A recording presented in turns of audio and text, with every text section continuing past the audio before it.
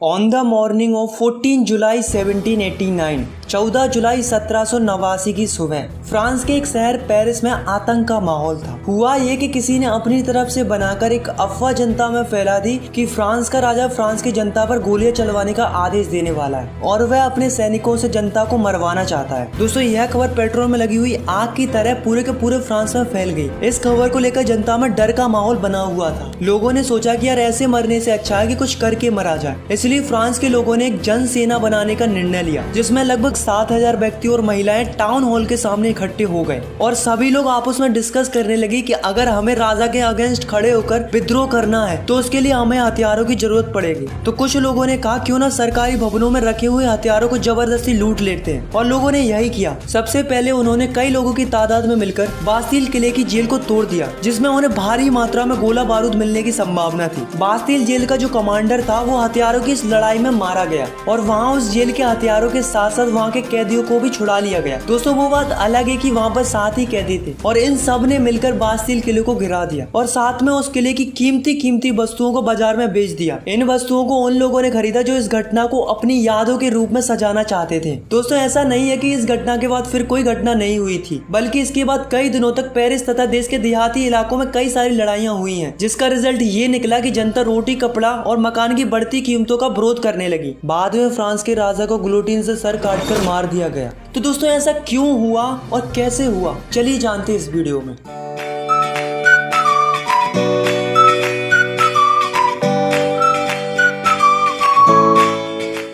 तो दोस्तों, इसे जानने के लिए हमें जाना पड़ेगा 18वीं सदी में। तो दोस्तों, चलते हैं France society during the late 18th century.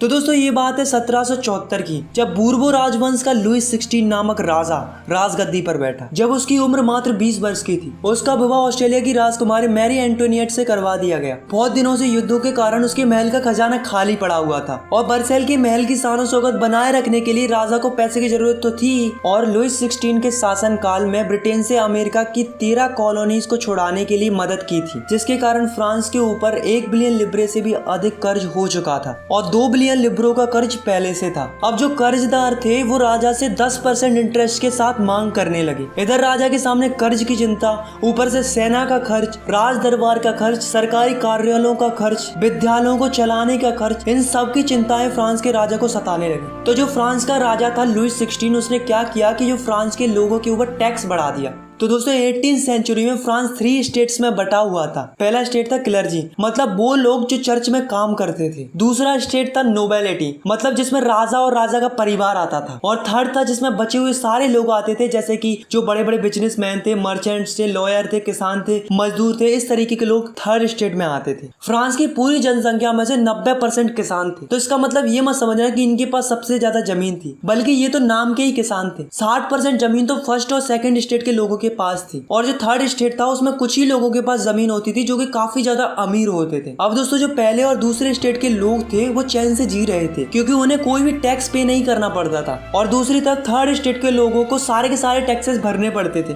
जैसे कि जो टैक्स किसानों के द्वारा चर्च में जाता था उसे हम टिथ कहते थे। ये टैक्स फसल का 10वां हिस्सा होता था और इसे धार्मिक टैक्स भी कहा जाता था। और तो और दोस्तों, राजा ने रोजाना उपयोग में आने वाली सामग्री पर भी टैक्स स्टार्ट कर दिया था, जैसे कि तंबाकू, नमक। तो दोस्तों, इस प्रकार राजा ने महल के सारे खर्च जनता के ऊपर डाल दिए थे और राजा उनसे जबरदस्ती टैक्स वसूलने लगा। और उसे भरते कौन थे? मात्र थर्ड स्टेट के लोग। तो दोस्तों, 1715 में फ्रांस की पॉपुलेशन थी 2.3 करोड़ और 1789 में फ्रांस की पॉपुलेशन बढ़कर हो गई 2.8 करोड़। तो आप देख सकते हो कि जो फ्रांस की पॉपुलेशन थी वो कंटिन्यूअसली बढ़ती जा रही थी। अब आप खुद ही सोचो, अगर पॉपुलेशन बढ़ेगी तो उनकी डिमांड भी बढ़ेगी, क्योंकि फसल की पैदावार तो उतनी ही थी, मगर पॉपुलेशन के बढ़ते लोगों को ज्यादा फूड की रिक्वायरमेंट थी। इसलिए फ्रांस के लोग भूखे मरने लगे, उन्हें खाने के लिए स्ट्रगल करना पड़ता था। इसके चलते पूरे फ्रांस में महंगाई बढ़ गई, गरीब और गरीब होते गए और अमीर होते गए। ऐसा नहीं है दोस्तों कि लोगों ने इसका विरोध नहीं किया, बल्कि विरोध किया था, बल्कि काफी बड़ा रिवोल्ट किया था, पर वो उतना इफेक्टिव साबित नहीं हुआ, क्योंकि लोगों के पास तब ना पैसा था और ना ही लोगों के पास एजुकेशन थी। ऐसे में उनकी बात सुनने वाला कोई नहीं था। अब जैसे जैसे समय निकलता जा रहा था, लोगों की इनकम बढ़ती जा रही थी, लोग एजुकेट होते जा रहे थे, उन्हें नए नए आइडियाज आने लगे लगे, तब लोगों को रियलाइज होने लगा कि हमारे साथ तो ये गलत हो रहा है। अब जो एजुकेटेड लोग थे उनका मानना ये था कि लोगों को अधिकार उनके जन्म से नहीं बल्कि उनकी समाज में क्या योग्यता है इस आधार पर मिलने चाहिए। ऐसे ही जॉन लॉकी और जॉन जाक रूसो नाम के दो फिलोसोफर थे। इनका भी यही मानना ये था कि एक ऐसी सोसाइटी होनी चाहिए जहाँ पर सबको फ्रीडम हो और सारे के सारे कानून सबके लिए बराबर होने चाहिए और गवर्नमेंट ऐसी होनी चाहिए जो जनता की बात सुने। इसके ऊपर जॉन लॉकी ने अपनी किताब टू ट्रीटाइज ऑफ गवर्नमेंट में भी मोनार्ची गवर्नमेंट का जम के विरोध किया था। अब दोस्तों टैक्स तो पहले से ही बढ़ा हुआ था, ऊपर से महंगाई भी इतनी बढ़ गई थी कि लोगों को खाना भी नसीब नहीं हो रहा था। फिर क्या था दोस्तों, जनता राजा पर भड़क गई और यहीं से शुरू हुआ एक रिवॉल्यूशन। तो दोस्तों जैसा कि आप सभी को पता चल ही गया होगा कि लुई 16 का खजाना खाली हो चुका था, कर्जदारों की मांग बढ़ गई थी और उसको चुकाने के लिए राजा ने जनता पर टैक्स बढ़ा दिए थे। पर क्या आपको पता है कि प्राचीन राजतंत्र के अनुसार कोई भी फ्रांस का राजा अपनी मर्जी से टैक्स नहीं बढ़ा सकता था। इसके लिए उसे स्टेट जनरल की मीटिंग बुलाकर नए टैक्सों के प्रपोजल्स पर मंजूरी लेनी पड़ती थी। तो दोस्तों अब आप सोच रहे होंगे कि स्टेट जनरल क्या होती थी। तो दोस्तों स्टेट जनरल एक ऐसी पॉलिटिकल बॉडी थी जिसमें तीनों स्टेट अपने अपने स्टेट से रिप्रेजेंटेटिव भेजते थे, लेकिन केवल राजा ही तय करता था कि ये मीटिंग कब बुलाई जानी चाहिए। तो दोस्तों इसकी लास्ट मीटिंग 1614 में बुलाई गई थी, लेकिन फिर उसके बाद लुई 16 ने 5 मई 1789 को नए टैक्स बढ़ाने के लिए मीटिंग बुलाई, जिसमें फर्स्ट और सेकंड स्टेट ने 300 रिप्रेजेंटेटिव भेजे और जो थर्ड स्टेट था उसने 600 रिप्रेजेंटेटिव भेजे। अब दोस्तों इस सभा में किसानों तथा कारीगरों को अंदर जाने की परमिशन नहीं थी। तो दोस्तों इन्होंने क्या किया कि 4000 पत्रों में अपनी शिकायतें और मांगे लिखकर असेंबली में भेज दी। लेकिन दोस्तों असेंबली के अकॉर्डिंग हर एक स्टेट को केवल एक एक वोट डालने का ही अधिकार था। पर अब की बार क्या हुआ कि जो थर्ड स्टेट के लोग थे उन्हें ये मंजूर नहीं था, क्योंकि वो चाहते थे कि पूरी की पूरी असेंबली वोटिंग करे, केवल 3 ही वोट पर फैसला नहीं दिया जाना चाहिए। लेकिन जो लुई 16 था उसे ये प्रस्ताव स्वीकार नहीं था। राजा ने इस थर्ड स्टेट के प्रपोजल को नहीं माना, जिसके कारण क्या हुआ कि जो थर्ड स्टेट के लोग थे वो निराश होकर असेंबली के बाहर चले गए और यही सभी लोग 20 जून को वर्साई के इंडोर टेनिस कोर्ट में जमा हुए। इन सब लोगों ने मिलकर एक डिसीजन लिया कि जब तक हम एक ऐसा कॉन्स्टिट्यूशन नहीं बना लेते जिसमें राजा के पास कम पावर हो, तब तक हम सब लोग मिलकर स्ट्रगल करते रहेंगे और राजा के खिलाफ लड़ते रहेंगे। उन्होंने अपने आप को एक नेशनल असेंबली घोषित कर लिया था। दोस्तों उस असेंबली के 2 लीडर बनाए गए, पहला था मिराबियू और दूसरा था एबेशियस। इन दोनों ने असेंबली को लीड किया। दूसरी तरफ फ्रांस में कड़ाके की ठंड पड़ रही थी, जिसके कारण क्या हुआ कि फ्रांस की जो अधिकतम फसल थी वो मारी गई। लोगों में भुखमरी इतनी बढ़ गई थी कि औरतों ने जबरदस्ती खाने पीने की चीजों को दुकानदारों से छीन लिया। यह देखकर राजा ने सेना को आदेश दे दिया कि तुम शहर में प्रवेश करो। जैसे ही सेना ने शहर में प्रवेश किया तो लोगों में हड़कंप मच गया।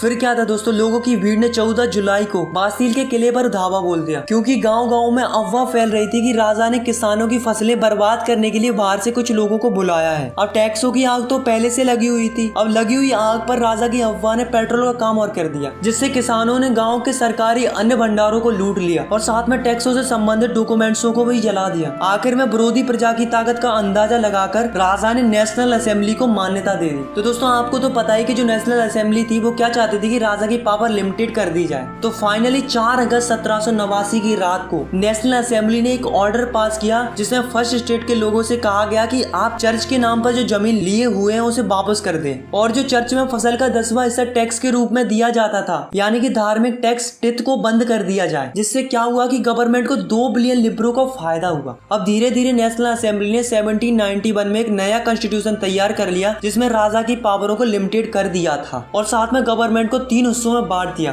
First legislative, second executive, third judiciary. पहली वो होती है जो कानून बनाती है, दूसरी वो होती है जो ये देखती है कि जो ये रूल्स बने हैं वो फॉलो हो रहे हैं या नहीं हो रहे हैं, और तीसरी वो होती है अगर कोई रूल्स फॉलो ना करे तो उसे सजा देने का काम कौन करती है? जुडिशरी करती है। अब दोस्तों देखते हैं कि 1791 में जो नया कॉन्स्टिट्यूशन बना था वो कैसा था। तो जो फ्रांस की टोटल पॉपुलेशन थी वो थी 28 मिलियन। उसमें से 4 मिलियन लोग ही ऐसे थे जो वोट डाल सकते थे और जिन्हें फ्रांस के लोग एक्टिव सिटीजन्स कहते थे। इसके अंदर वो लोग आते थे जो कि मेल हो और उनकी उम्र 25 साल से ज्यादा हो और जो गवर्नमेंट का टैक्स भी भरते हो, और 3 मिलियन लोग ऐसे थे जिन्हें फ्रांस में पैसिव सिटीजन्स कहते थे, जो कि वोट नहीं डाल सकते थे, जैसे कि बच्चे, औरतें, और वो लोग आते थे जिनकी उम्र 25 साल से कम हो। हो। अब जो एक्टिव सिटीजन थे वो वोट डालकर एक जज चुनते थे और साथ में 50,000 इलेक्टर्स चुनते थे। अब जो 50,000 इलेक्टर्स थे उन्हीं में से 745 मेंबर नेशनल असेंबली के लिए बनते थे और जो 745 मेंबर थे वही राजा पर कंट्रोल रखते थे। अब राजा के पास केवल एक ही पावर थी, वो थी वीटो पावर, जिसका मतलब होता है कि राजा की मर्जी के बगैर कुछ नहीं होगा। और जो नेशनल असेंबली थी वही मंत्रियों को कंट्रोल भी करती थी। तो ये जो कॉन्स्टिट्यूशन बना था इसके अकॉर्डिंग लोगों को कई सारे अधिकार मिले, जैसे कि right to life, freedom of speech, freedom of opinion and equality before law.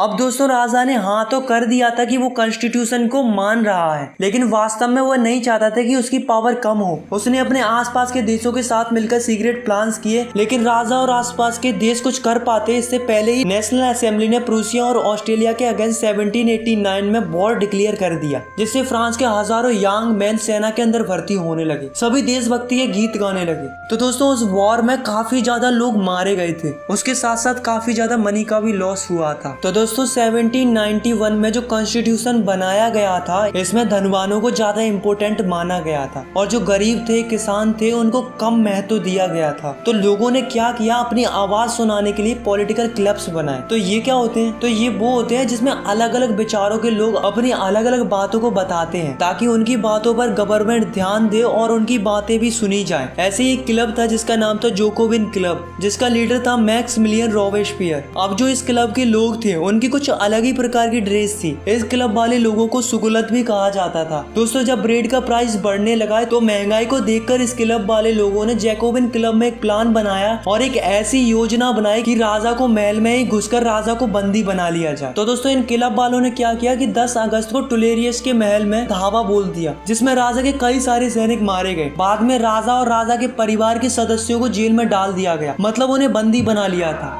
और फिर नेशनल असेंबली ने चुनाव कराए। फाइनली 21 सितंबर 1792 को राजाशाही राजतंत्र का अंत कर दिया गया और फिर मोनार्ची सिस्टम खत्म हुआ और एक नया रिपब्लिक सिस्टम यानी कि वोट डालने का सिलसिला शुरू हुआ। अब जो फ्रांस था वो एक रिपब्लिक कंट्री बन चुका था और जो लुई 16 था जो बंदी बना लिया गया था उसे राजद्रोह के आरोप में मौत की सजा सुना दी गई। फाइनली 21 जनवरी 1793 को प्लेस दी कॉन्कार्ड में राजा को ग्लोटिन से सर काट कर मार दिया गया और सबको वोट डालने का अधिकार मिल गया। अब जो जोकोविन क्लब की जो सरकार थी यानी कि रोबेस्पियर की सरकार, वो क्या करने लगी कि फ्रांस में जो भी गणतंत्र के खिलाफ होता, चाहे वह उसकी स्वयं की पार्टी का ही क्यों ना हो, उसे जेल में डालकर मुकदमा चलाया जाता था और दोषी पाए जाने पर गुलोटिन पर चढ़ाकर उसका सर कलम कर दिया जाता था। पर जो जैकोबिन क्लब था उसने कम काबिल तारीफ किया था, वो थी एबोलिशन ऑफ स्लेवरी। तो ये स्लेवरी क्या थी, तो दोस्तों फ्रांस की जो कॉलोनी थी कैरिबियन में, Martinique, Guadeloupe and San Domingo, तो यहाँ से क्या होता कि कई सारी चीजें इंपोर्ट होकर फ्रांस के अंदर आती थी, जैसे कि तंबाकू, इंडिगो, शुगर, कॉफी। तो इस तरीके की चीजें यहाँ से फ्रांस के अंदर आती थी। पर प्रॉब्लम क्या थी कि इन चीजों को बनाने के लिए वहाँ पर कई सारी लेबर्स की जरूरत पड़ती थी और यहाँ से काम करने के लिए वहाँ जाने के लिए कोई तैयारी नहीं था। तो इसके लिए जो फ्रांस के ट्रेडर्स होते थे वो क्या करते थे, पहले तो ट्रेडर्स फ्रांस से निकलते थे और अफ्रीकन कोस्ट तक जाते थे और फिर वहाँ से लोगों को खरीदा जाता था और उन्हें हाथों में हथकड़ियां डालकर अटलांटिक महासागर से होकर करेबियाई देशों तक ले जाया जाता था। वहाँ पर उनसे जबरदस्ती काम कराया जाता था।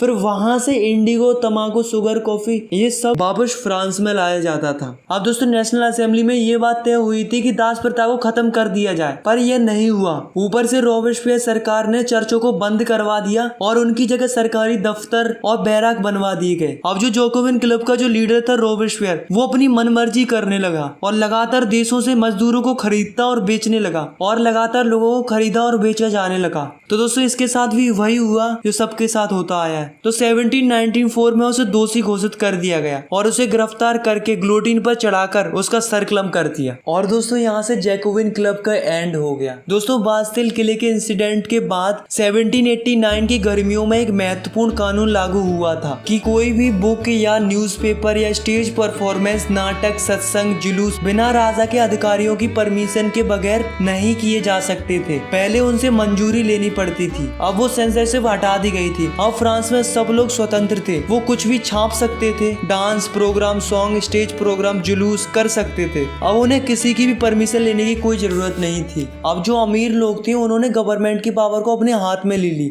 फिर उसके बाद एक नया कॉन्स्टिट्यूशन बना, फिर उसके अनुसार जिसके पास ज्यादा पैसा होगा वही वोट कर सकता था। इस कॉन्स्टिट्यूशन के अकॉर्डिंग 2 लेजिस्लेटिव काउंसिल बनाई गई। इन दोनों काउंसिल का काम था कि 5 मेंबर की बॉडी बनाना, यानी कि एक दूसरे में तकरार होने लगी, जिसका फायदा नेपोलियन बोनापार्ट ने उठाया। 1804 में फ्रांस का एक नया राजा बना जिसका नाम था नेपोलियन बोनापार्ट। नेपोलियन ने पहले तो यूरोप के लिए बहुत कुछ किया तो लोगों को लगा अच्छा है, लेकिन बाद में पता चला कि नेपोलियन तो बहुत ही क्रूअल किंग था। फाइनली 1815 में वाटरलू की लड़ाई में नेपोलियन हार गया। तो दोस्तों आपकी क्लास 9th में इतना ही है। अगर आपको ये वीडियो पसंद आई तो यार वीडियो को लाइक करो, चैनल को सब्सक्राइब करो और भी क्लास 9th की वीडियोस आगे देखने के लिए। अगर आपको कुछ भी डाउट है या फिर कुछ भी पूछना है तो आप मुझे नीचे कमेंट कर सकते हो, मैं आपके कमेंट का रिप्लाई देने की पूरी कोशिश करूंगा। Thanks for watching, take care, bye bye.